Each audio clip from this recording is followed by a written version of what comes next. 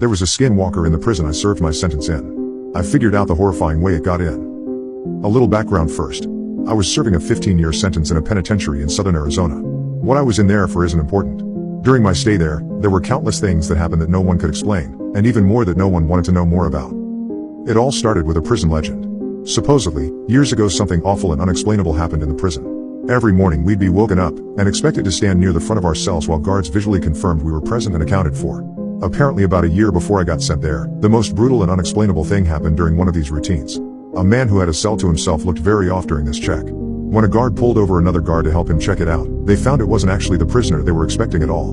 It was a totally different man. This man was wearing the skin of the other man over him. Loosely fitting, draped over him, apparently looked like a real monster. The scariest things was the guy wearing the skin was not an inmate. They had no idea how he even got into prison, let alone a cell. What's worse is that they couldn't even figure out who the hell he was.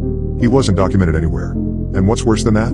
They never even found the body of the man of the skin he was wearing. Pretty grisly stuff, I know. And I realize that's not the go-to definition of a skinwalker, but that's what the prison called him. The skinwalker. Didn't help that the guy never talked apparently. Anyway, that's what started the whole skinwalker superstition around the yard. Apparently the guy got shipped to a different spot about a month after it happened, and just about everyone in Gen Pop felt all the better for it. I heard about the story on the second day of my stay. Hell of a story to hear to place in your home for the foreseeable future. Now onto the real shit though. Sure, that guy was the skinwalker, but all he did in the long run was get an old lifer Navajo inmate to tell everyone about actual skinwalkers. It seemed like a lot of the prison culture actually revolved around them. Now, apparently, skinwalkers are tricky to point out on the spot, but if you manage to survive around one for more than a minute or two, almost everyone can tell the mannerisms are all off.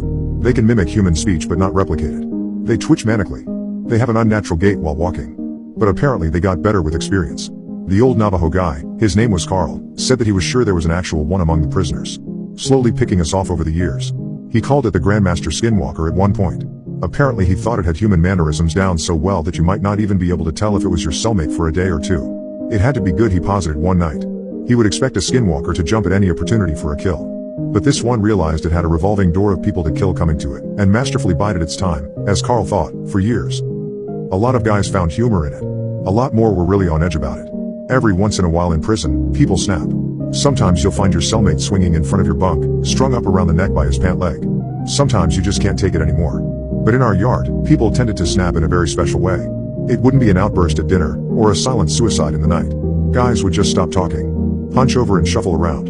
Any friendships they had would be mostly out the window. They would turn into a loner during rec time. They would let their hair hang in front of their face. No one liked to talk about it. Like if they did, it would happen to them next. I felt the same way. I didn't know if it was a skinwalker, or just people going crazy. But I didn't want to find out. It wasn't clockwork or anything, but every time someone snapped in this way, it wasn't more than a couple weeks before they were shipped off or transferred to God knows where without anyone else knowing beforehand. Then there was the nighttime occurrences. Short, loud bursts of sound echoed through my cell block during all hours of the night on a regular basis. It sounded like a mix between a pig's dying squeals and nails on a chalkboard. Just another thing no one liked to talk about. Even scarier were the shadows and footsteps. The block was dimly illuminated in the night by a few lights hanging from the ceiling outside the cells. I myself saw shadows flit across my walls on a regular occasion, when there were definitely no guards near my cell. One time near the end of my sentence, I woke up, looked at my back wall and found a perfect silhouette of a person standing there, but when I looked, my bunkmate was asleep, and no one was outside my cell. And the footsteps. Everyone hated the fucking footsteps. They were the scariest part. In the night, sometimes, more rarely than the shadows, you would hear ungodly fast footsteps.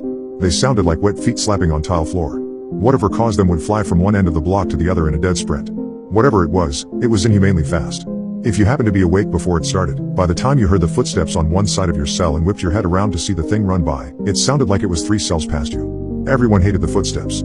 I agreed. I thought they were the worst.